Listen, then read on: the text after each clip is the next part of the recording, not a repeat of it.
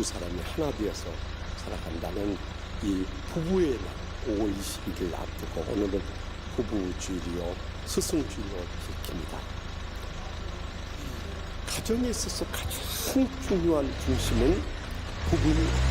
부부가 행복해야 연로하신 부모님께도 효도하고 사랑하는 자녀들도 감동적으로 잘 양육할 수 있기 때문입니다. 또 우리 자녀들의 가장 위대한 스승은 부부입니다. 부부가 얼마나 삶으로 그들의 감동을 주느냐에 따라서 그들의 일생이 좌우되기 때문입니다.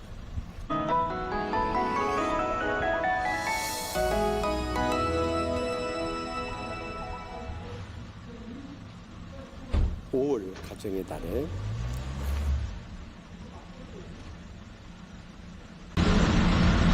그냥 알고 있고 이 땅에 많은 부부도 힘들고 깨어져 가고 있습니다. 코로나19가 더욱더 가정의 위기가 우리 가정 가운데 부딪히고 있습니다. 오직 하면은 어느 가정 세미나에서 다시 태어나면 현재 남편이나 아내와 결혼하겠는가 하고 물었다고 하잖아요. 여러분들 다시 태어나도 그 인간하고 다시 결혼하시겠습니까? 예, 아멘 소리 보세요. 전에도 말씀드렸듯이 우린 다시 태어날 일이 없으니까 옆에 눈치 보지 마시고 계산하지 마시고요. 그냥 인사치레로 하면서 다시 한번 묻겠습니다. 다시 태어나도 그 인간하고 다시 결혼하시겠습니까? 진짜 그럴 것이죠. 그런데 사실 여기에 아멘하고 대답을요 모두들 현실이에요. 그래서 많은 가정들이 이렇게 불행과 고통 속에 예수 믿는 가정들 보면 정말 우리가 목사고 장로고 권사고 집사기 때문에 이혼 못하고 있어요. 이분이가 마음은 이혼한 상처 이몽시라고 디보스라고 합니다만 정신으로 이혼한 상태에서 집사님 다시 결혼하겠습니다.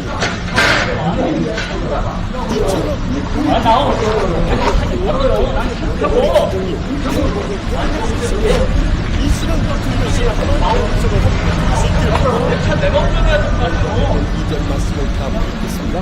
아브라함이 자기 집 모든 소유를 맡은 늙은 종에 이르되 청하건대 내 허벅지 밑에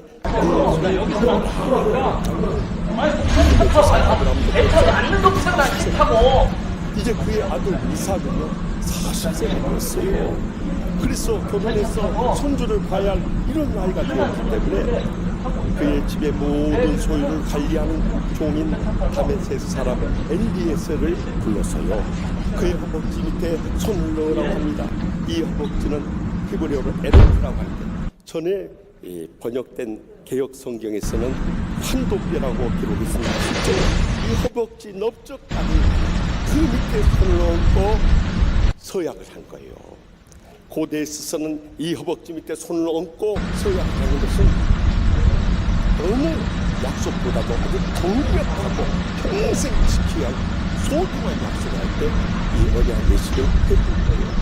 그런데 다른 서약을 한 것이 아니라 내 아들을 위해서 어디 거주하는 가나안 족속의 딸들이 아니라 그의 고향 땅으로 가서 며느리감을 구해오라는 거예요. 왜 그 고향 땅으로 와서 며느리 구해라 했을까요?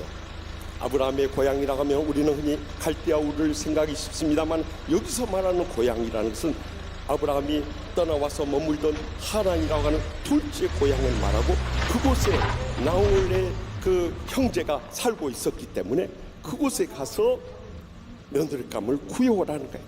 다시 말하면 믿는 자들 가운데서 그 며느리를 맡기를 원했던 신앙의 가정을 이룸으로 인해서 그 아들의 가정이 행복하기를 바랬던 거예요. 오늘날에 있어서 우리의 가정도 마찬가지입니다.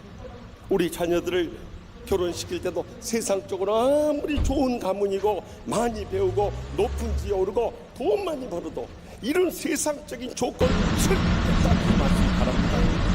이런 조건들이 믿음을 떠나 살면 불행의 결정적인 됩니다. 저는 수많은 여직사님들이나 권사님들을 상담하는 가운데 그들의 근본적인 문제가 저 신앙의 문제예요. 믿음을 갖지 않은 불신 남자가 믿는다고 하면서 교회 직분을 받았음에도 불구하고 믿음으로 살지 않은 남편들에서 얼마나 불행과 고통을 겪는지. 사실 우리의 가정의 문제는 엄밀하게 말하면 영적인 문제. 그것이 겉으로 볼 때는 건강의 문제고 물질의 문제고 관계의 문제고 시간적인 문제겠지만 사실은 영적인 문제. 우리가 영적으로 그래서 믿음으로 살 때 다 해결될 수 있는 문제인데 믿음으로 살지 않는다. 자기만 불행과 고통 가운데 사는 것이 아니라 상대방 불행과 고통 속에 살지 않기만은 부모님의 가슴에 못질을 하고 자식들의 장래를 더 망쳐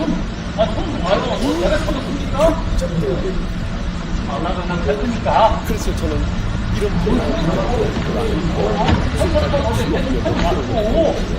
아니 그러니까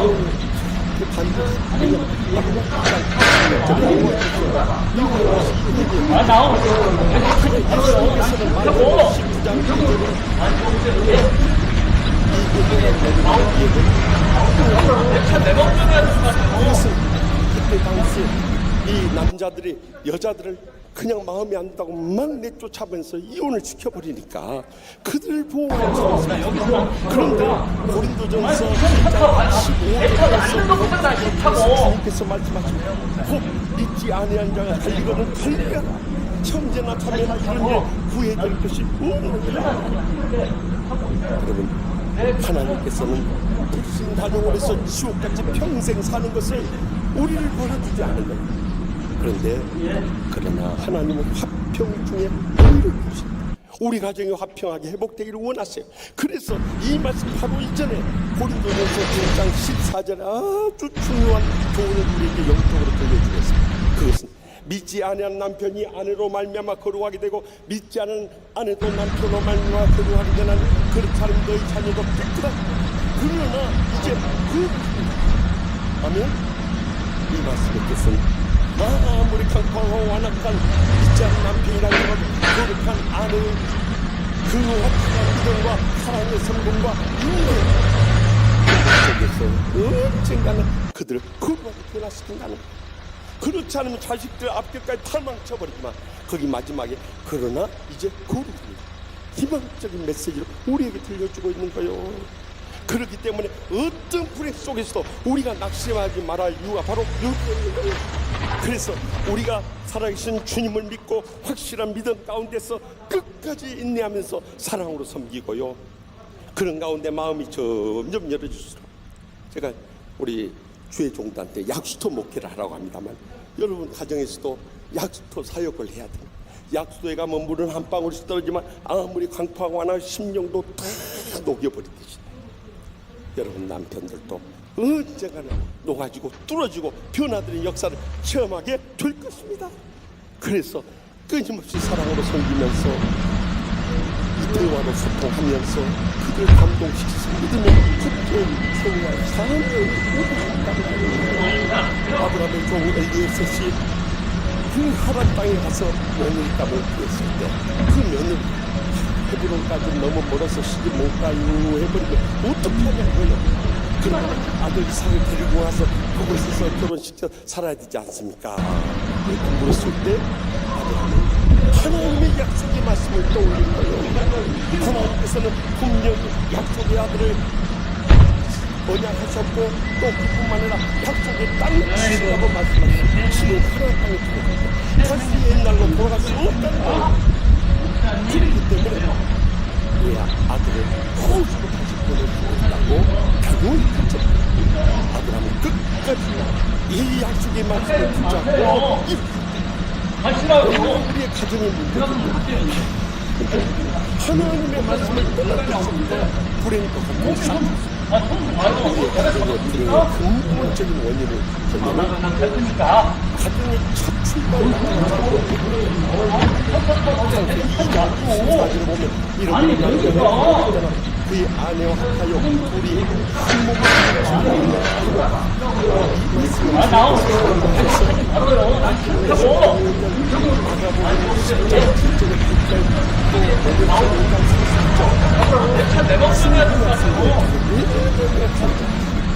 그런데 우리는 유교의 방식대로 여자가 부모를 떠나 시집을 가버려요. 거기서부터 시집살이가 시작하고 고백한분이 터져나오고 애들이 앉는 것부터 나 싫다고. 못하는 거예요. 그러므로 우리 부부가 가장 못해야 남편들이 먼저 그 부모를 지리적으로 떠나야 되고 정신적으로 떠나야 되고 정치적으로 떠나야 되고 영적으로 혼자서 해야 되는 것입니다. 더 나아가서 연합한다는 것은 서로의 부족함을 자신의 장점으로 덮어주고 붙잡아주고 보완해줘야 한다는, 그럴 때 우리는 신체적으로 정신적으로 영적으로 한몸 되는 행복을 누릴 수 있다.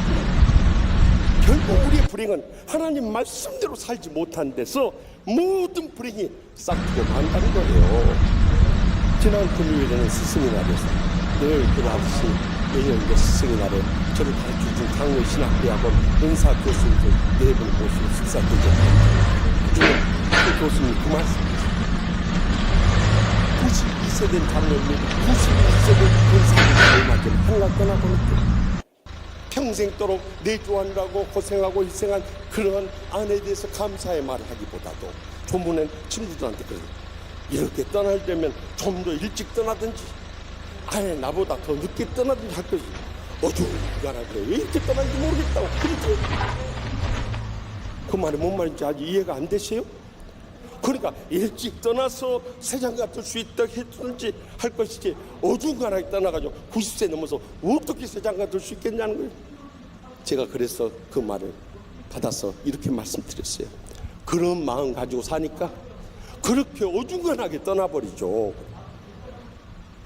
여러분, 주님께서 우리 부부를 허락해 주셨을 때 우리는 어쩌다가 저 인간 만났을까 이렇게 생각하기 쉽지만 사실은 거기에 하나님의 뜻이다.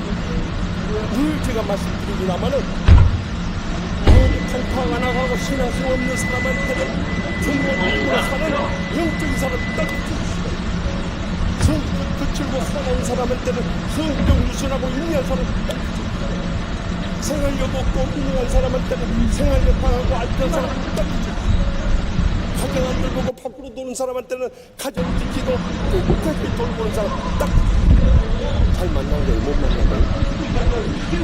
잘 만난 거고, 망할 때 우리는 밖에 나가서 잘해주고 또 의리에서 전도하려고 생각하지 마시고 하나님께서 그 인간을 만나게 해주는 것은 만약에 제가 그 인간을 만나면 그 인간 팽개도 그 주구석에 시집 보냈을 것은 만약 우리가 그 주구석 가지 않았으면 그 가정 팽개가 하나님께서 우리를 그 인간과 그 가정을 신으로 살아 보냈다는 것을 잊지 마시기 바랍니다. 그렇기 때문에 우리는 우리의 실제 성도가 우리의 가정을 지어가면서 끝까지 눈물로 살아오시는 그들을 구원하고 치유하고 주님의 제자로 할 수 있기를 바랍니다. 그러면 기회가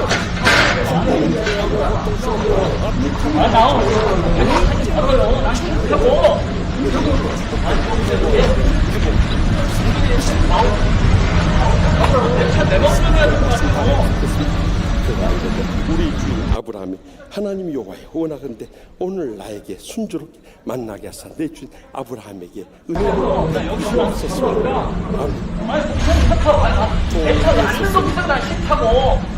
주인은 아브라함의 며느리감을 구하기서 주인의 낙타 10피를 이끌고 떠납니다. 이 며느리감에게 선물을 주기 위한 것이고 또 그 신부와 종들을 태워오기 위한 낙타였어요. 그런데 그 길이 얼마나 멀고 험한 길인지 몰라요. 헤브론에서 하란까지 약 700km. 여러분 이야기를 쉽게 표현한다면 서울에서 부산까지가 325km. 왕복보다 더 먼 그 사막길을 아침 저녁으로 갔을 때 얼마나, 그것도 열흘 동안을 쉬지 않고 갔을 때 얼마나 지쳤겠어요. 그런데 나홀의 성인 그 하란에 이르게 되었을 때 그 넓은 속에서 어떻게 며느리감을 구하냐 이 말이 그 순간에 이 엘리에셀이 하나님께 기도한 것을 주목할 수 있게 바랍니다. 하나님 아버지, 나로 순조롭게 하셔서 제가 우물에 가서 나로 물 좀 마시게 해라 하고 그 우물가에 물길로 온 여인에게 말해서 그가 나에게 물만 주는 것이 아니라 우리 낙타들에까지 물을 보면 바로 그 사람이야말로 우리 주인의 며느리감인 줄 믿겠습니다. 그리고 주님 앞에 기도한 거예요.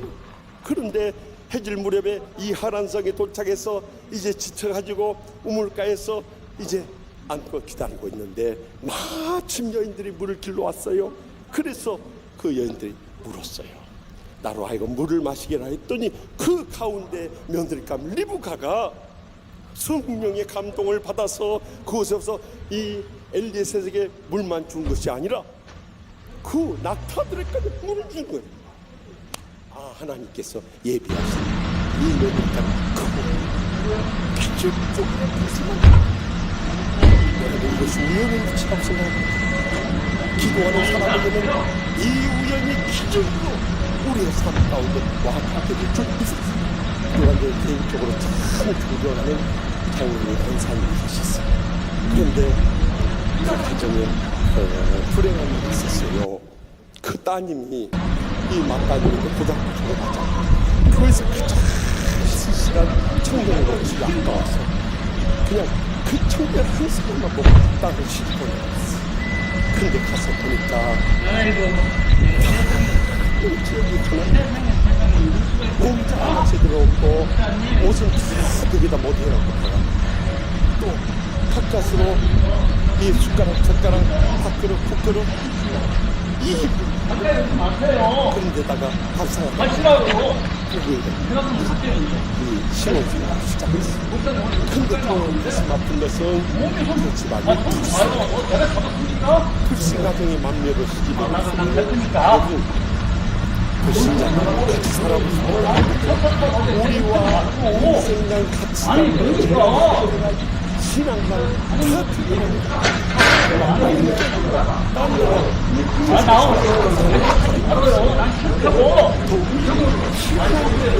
이 말씀을 본 사람이 없을까? 학교 보내학교, 고등학교, 대학교 전부 뒷바라지라. 얼마나 피눈물 나는 고생을 하시겠어. 시집가기 전에 시집 가서 밑바닥 생각하면서 너무 힘들고 어려워도 친정이 전화 한 통 하시고 친정에 찾아가서 눈물을 흘릴 수도 없고 왜냐하면 가서 가슴 아프게 하면 친정 아버지 어머니 가슴에 못 치러 더욱이 남편이 그 사업만 했으면 되는데 다른 사업에 손을 대가지고 완전히 사기를 당하고 눈치를 끌었으면서 집안이 완전히 만한 물줄이 앞에 캄캄한 절망 속에서 왜 이혼하고 싶은 생각이 없고 죽고 싶은 사람이 그 정도 돼버리면 이제는 인생이 다 끝났다 하고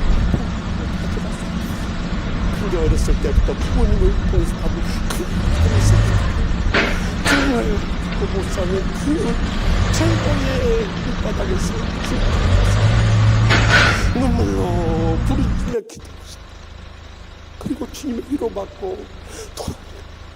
또 주님 앞에 갈 때마다 주님께서 그의 심령을 위로해주고 세이프로서 하루하루 살 그런 가운데 주님께서 주신 위로의 찬송이 있어요. 그 찬송은 찬송가 384장 찬송이었어요. 사랑하는 아들, 딸들의 한 속을 받으면서 시가 식구들 참 구원하고 시동생 시누이들 다 장로 안수집사 권사만 그 오남매 자식들도 다 목사 장로 권사만 들고 그 둘째 아들이 바로 죄죠.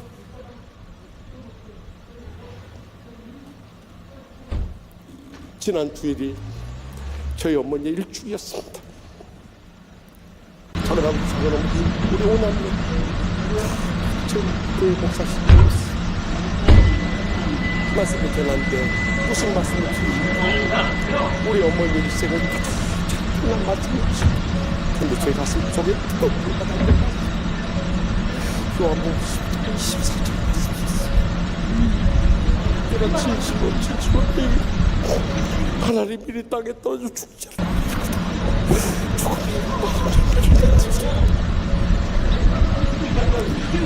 이 말씀을 묵상하면서도 중간에서 그렇게 눈물이 나는 거예요.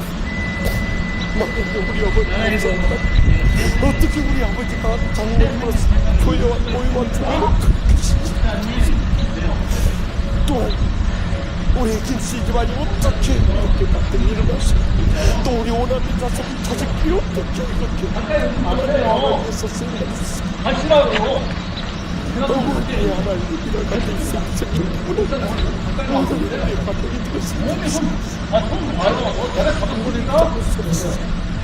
나는 됐으니까.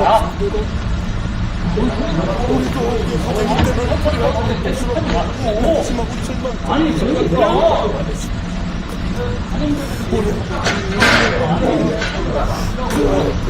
나오고 알아요.